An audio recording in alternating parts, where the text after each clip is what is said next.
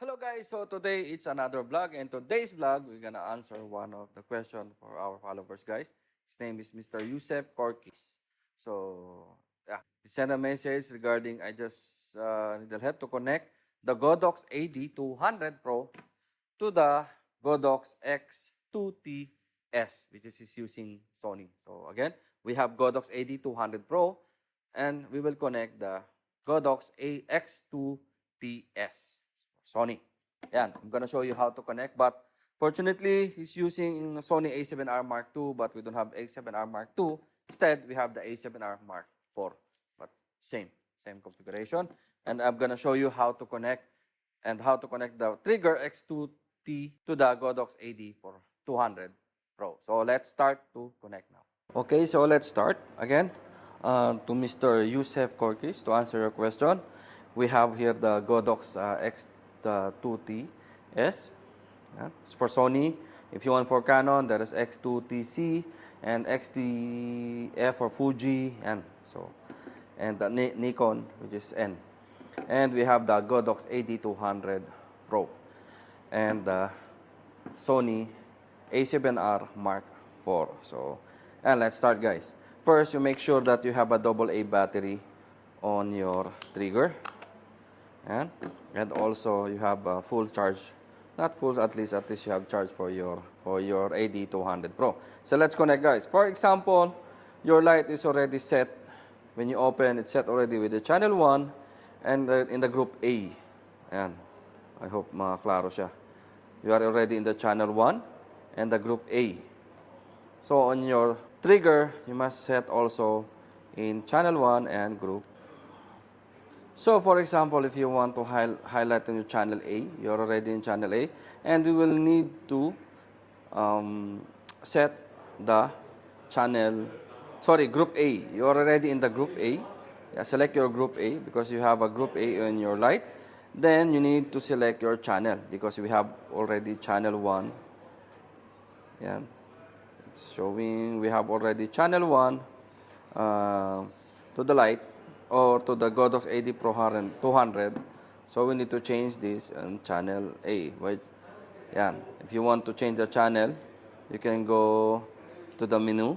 Yeah, just go press the menu button. Okay. Then just scroll from this. Yeah. Then go for CH, which is the channel. Okay. Then go for set, push the button set, then select channel 1. Yeah, if you have already in channel 1, go set, and go for menu. Now, just highlight it. Okay, you are in on channel 1. Then you can try now. We have a test button, and it's firing, guys. For testing, it's fine, it's working fine. Then now we're gonna connect to the camera. So it's your camera till yan. So we'll try take some photo again. Yeah, it's firing and firing fine. Okay, and yeah, so. And guys, I think I answered the question, Mr. Yusef.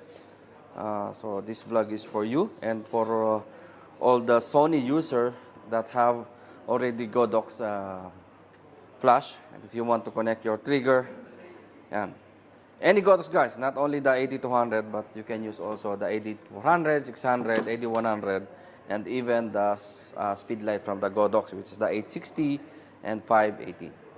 So, yeah, guys, I think that's it for today. Again, shout out to Mr. Yusef Korkis.